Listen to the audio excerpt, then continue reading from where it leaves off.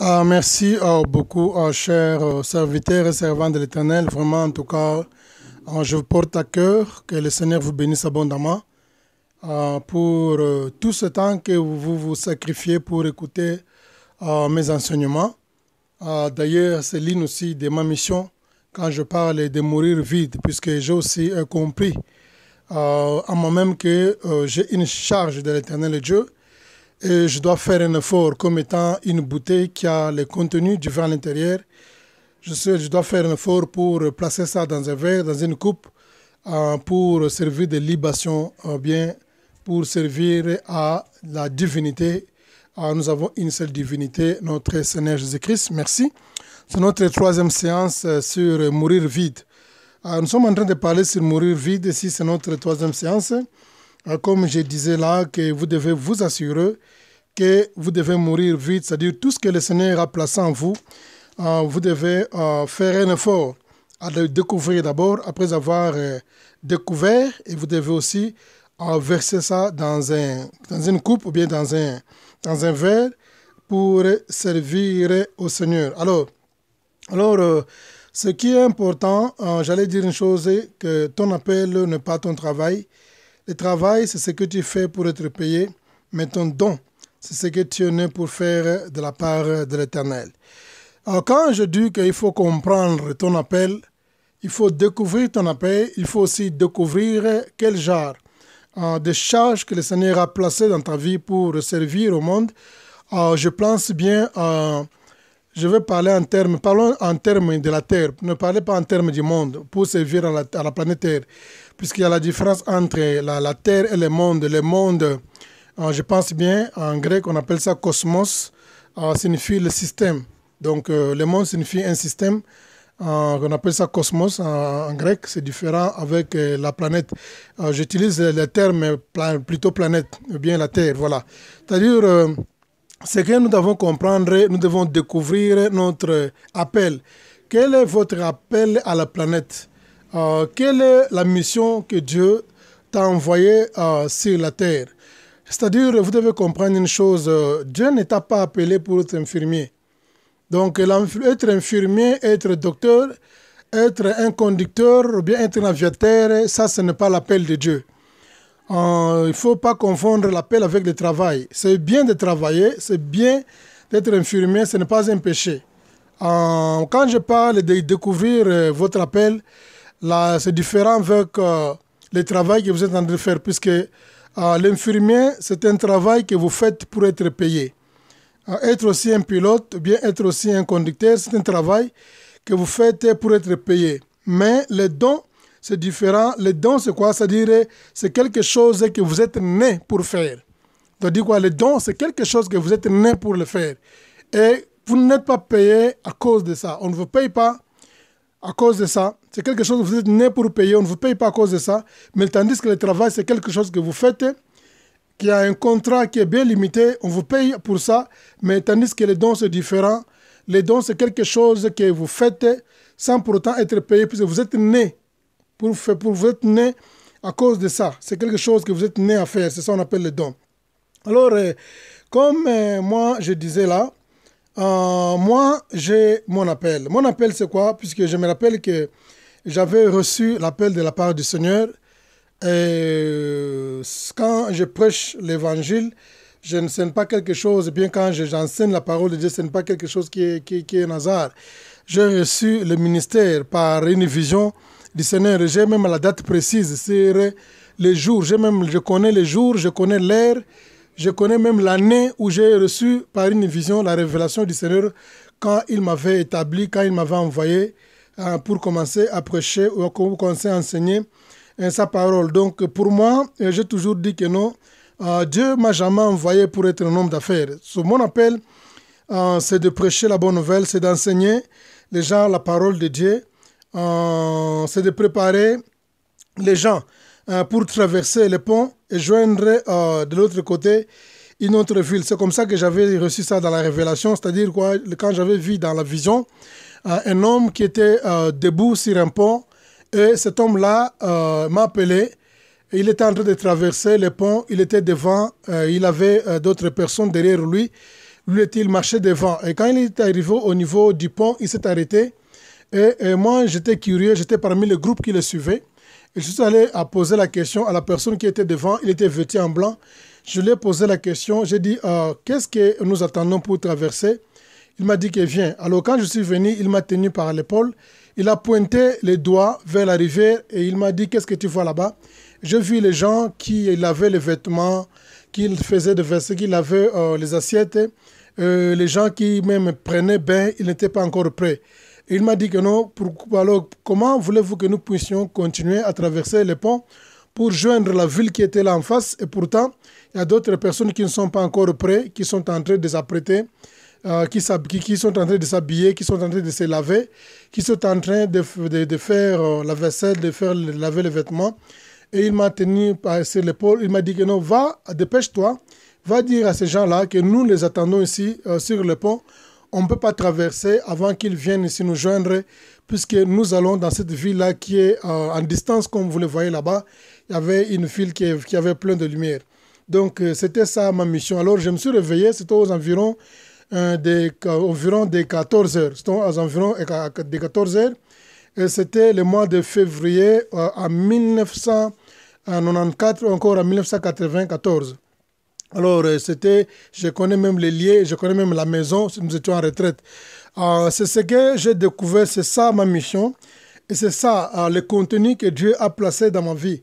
Et à chaque fois, même si je suis dans la crise, à chaque fois, même si je suis dans les besoins, même si je suis devant les épreuves, même si je suis au milieu de situations qui sont incontrôlables, maintenant, quand je pense à mon appel, quand je pense à ma mission, quand je place au contenu le vin que le Seigneur a placé en moi, en tout cas, ça me donne vraiment la joie, ça me fortifie davantage, vraiment, et ça me donne vraiment, comment dirais-je, je manque même d'expression, donc ça me met vraiment à l'aise et je comprends, c'est ça ma mission que le Seigneur m'a envoyé. Quelle est ma mission? Ma mission, bien mon appel, c'est de t'aider à découvrir que tu es encore un païen et tu dois te transformer en disciple. Tu es encore un païen. Si tu peux faire un effort afin que cette vidéo puisse aussi arriver à encore atteindre les gens qui sont encore des païens, qui ne connaissent pas le Seigneur, vraiment ça se fera du bien. Partager ça, tu peux partager avec d'autres personnes, ça peut aussi les aider à se découvrir. Voilà, c'est ça ma mission, c'est l'une de mes missions, d'aider les gens maintenant à se découvrir d'abord qu'ils sont des païens et enfin qu'ils soient transformés en disciples du Seigneur Jésus-Christ. Et aussi, ce n'est pas encore fini, mon appel c'est aussi de révolter quelqu'un qui est déjà disciple pour se transformer en un leader. Mon appel et ma mission, c'est enfin d'aider quelqu'un qui est déjà un leader pour devenir un agent de changement du Seigneur, pour transformer, pour influencer, pour inspirer, pour impacter et transformer les gens et transformer aussi un environnement. Quand tu deviens un leader, ça ne se limite pas là-bas. Quand tu deviens un leader maintenant, tu deviens un agent. Pourquoi tu deviens un agent? Tu deviens maintenant un agent qui doit changer, qui doit inspirer les gens, qui doit impacter les gens et qui doit aussi influencer les gens, qui doit aussi transformer les gens et aussi l'environnement où là vous vivez. C'est ça ma mission. Alors, je voudrais seulement donner ma mission et vous expliquer, puisque peut-être les gens peuvent dire que non, maintenant lui, il nous prêche, il enseigne, il parle sur se découvrir. Maintenant, pourquoi il ne peut pas donner son propre témoignage, puisque avec ça, ça peut aussi aider une personne à se découvrir. Voilà. Alors, il y a aussi quelque chose d'important que je dois vous dire ici. Il faut noter que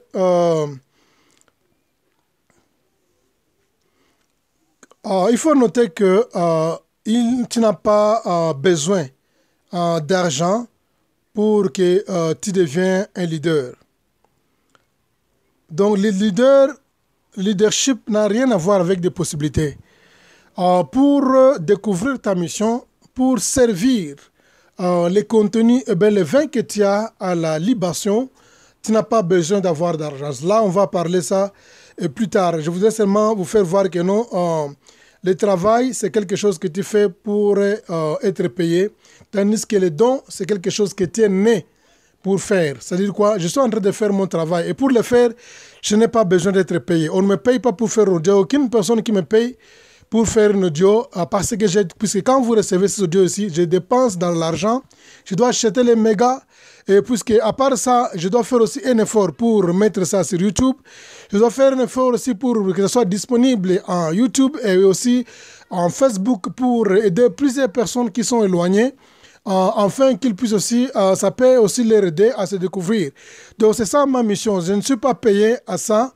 Je ne suis pas payé à cause de ça, mais je fais ça parce que j'ai découvert que, comme l'apôtre Paul dit que non, si je ne parle pas de l'évangile ou si je ne parle pas du Seigneur, je sens comme un feu qui brûle dans mon cœur. Voilà, c'est ça ma mission. Alors maintenant, je voudrais aussi te poser la question, quelle est ta mission et quel est ton appel? Quel est l'objectif? Quel genre de bagage, quel genre de marchandises, quel genre de talent, de charisme et de dons que Dieu a placé dans ta vie pour lui servir. Et pour le faire, tu n'as pas besoin d'argent, comme je vous ai dit là-bas. Il ne faut pas avoir les excuses pour dire que non, je n'ai pas de moyens, je n'ai pas de possibilités. Rappelez-vous qu'il y a plusieurs personnes qui meurent avec le contenu à l'intérieur. Comme je dis, notre thème, nous parlons sur mourir vide. Il y a plusieurs personnes qui meurent. Pourquoi? Puisqu'ils disent que non, j'ai le talent, j'ai la mission, mais je n'ai pas de possibilité, je ne sais pas où commencer. Donc, personne ne vous trompe. Le leadership ne consiste pas sur les moyens financiers. Ça n'a rien à voir avec de l'argent. Donc, pour bâtir une nation, on n'a pas besoin, même pour bâtir une nation, on n'a pas besoin d'argent. On n'a pas besoin de ressources. On ne bâtit pas une nation avec des ressources. J'ai toujours dit ça. J'ai dit, on bâtit une nation avec les idées. Donc, nous sommes pauvres en Afrique parce que nous avons toujours cru que nous devons bâtir l'Afrique avec nos ressources. C'est ça une grande erreur. On ne bâtit pas un continent, on ne bâtit pas une ville, on ne bâtit pas une nation avec des ressources, mais on bâtit avec les idées. J'ai toujours dit ça, vraiment, il faut être sûr. C'est pourquoi on dit que l'Afrique est toujours pauvre. Pourquoi? Puisque nous avons le sous-sol qui est riche, nous avons le sol qui est riche. Nous sommes riches même dans tous les domaines possibles. Nous avons des pétroles qui sont dans les eaux, mais on ne veut pas développer les idées. Ou encore, nous avons des idées, mais nous n'utilisons pas ça effectivement au maximum. Comme je dis que non, il y a seulement moins de 1% qui ont découvert leurs dons et ils utilisent ça seulement, qui utilisent ça effectivement et au maximum, c'est seulement 1%. On peut avoir des richesses, on peut avoir des idées, mais nous n'utilisons pas ça comme il faut. Nous n'utilisons pas ça au maximum. Voilà, il y a aussi une vidéo que j'étais en train de regarder aujourd'hui. On donnait la différence entre la Malaisie et la Côte d'Ivoire. On dit qu'ils ont même ressources. Mais ce qui fait que la Malaisie est développée par rapport à la Côte d'Ivoire, puisque là-bas, ils cultivent les idées de transformation, tandis qu'à la Côte d'Ivoire, les idées sont pauvres de la transformation. Voilà. Voilà. Alors, j'étais en train de dire un élément. C'est pourquoi on nous a dit que dans le leadership, on a toujours cru que 90% est conçu sur les idées et l'état de l'esprit et 10% sur les talents et le savoir-faire. Le leadership ne consiste pas sur des possibilités, des moyens financiers. C'est l'état de l'esprit. 90%, disons 80% de leadership est basé sur l'état de l'esprit, c'est-à-dire quoi? Riche aux idées. Et seulement, je peux dire, voilà, 10% seulement, c'est une erreur que je voudrais rectifier. Je voudrais parler en termes de 80%, pas 90%, c'est 80%. Donc on dit 80% de leadership est basé sur l'état de l'esprit et sur la richesse aux idées, et 10% seulement, non, 20% seulement est basé sur les talents et les savoir-faire. Alors, tu n'as pas nécessairement besoin d'argent pour devenir un grand leader. Tu n'as pas nécessairement besoin d'argent pour accomplir ta mission. Vraiment, ça ne peut jamais être une excuse. D'ailleurs, si vous allez lire la Bible, regardez les disciples du Seigneur qui sont devenus plus célèbres, qui ont bougé le monde. Il a laissé seulement 11 disciples. Et maintenant, le monde aujourd'hui est influencé par leurs enseignements, commençant par les actes des apôtres. La Bible dit que non, quand le Seigneur les a envoyés d'abord à la mission de 72 plutôt, il a dit qu'il ne prenait ni sac ni argent. Il les a envoyés sans quelque chose à la main. Même l'argent, il était vraiment très... il a vraiment tenu la rigueur jusqu'à dire que elle ne prenait ni sac ni argent. Et si vous allez voir encore dans la mission de 12, quand il les avait envoyés dès 2, c'est la même chose, il les a envoyés, il a dit ne prenez ni sac ni argent. Ça, c'est pour faire voir aux gens qu'il ne faut jamais penser que pour accomplir ta mission, forcément, il faut avoir l'argent. C'est vrai que l'argent répond à tout, selon la Bible, mais ce n'est pas forcément que tu as besoin d'argent pour accomplir la mission que le Seigneur a confiée, ou bien le Seigneur a placé en toi quand il t'avait envoyé ici sur la terre. Quand Dieu donne son appel, il pourvoit aussi dans cette mission-là. Dieu ne peut jamais appeler quelqu'un sans pour autant lui confier la provision. Dieu, quand il donne une mission, Dieu aussi doit s'assurer que non, il va faire un effort pour t'aider à terminer cette mission-là. Il va pourvoir pendant le parcours. Dieu ne pourvoit pas quand il t'envoie, mais tandis que quand tu es dans la mission, maintenant c'est alors que Dieu va commencer maintenant à pourvoir. C'est pourquoi quand les disciples sont rentrés, il leur a posé la question que non, quand je vous ai envoyé ni argent, ni sac, avez-vous manqué de quelque chose? Ils ont dit que non, de rien Seigneur. Pour dire que non, Dieu pourvoit tandis que vous êtes dans la mission. C'est-à-dire quoi? Vous devez d'abord commencer. Quand vous allez commencer, c'est alors que non, pendant que vous êtes dans le travail, c'est alors que le Seigneur va pourvoir vos besoins. Tu meurs, tu n'as pas, tu es dépourvu de moyens parce que tu as toujours eu peur de commencer. Les possibilités de moyens financiers viendront obligatoirement dans ta vie. Ça, faut s'attendre à ça. Mais quand tu commences d'abord, pose l'action, commence d'abord, fais l'effort, alors que tu verras que Dieu va pourvoir tandis que tu es dans la mission. Dieu ne donne pas quand tu commences avant de commencer la mission comme le monde le fait. Le monde le donne avant de commencer, mais Dieu donne tandis que tu es dans la mission. Que le Seigneur vous bénisse. Nous allons nous revoir dans notre quatrième séance.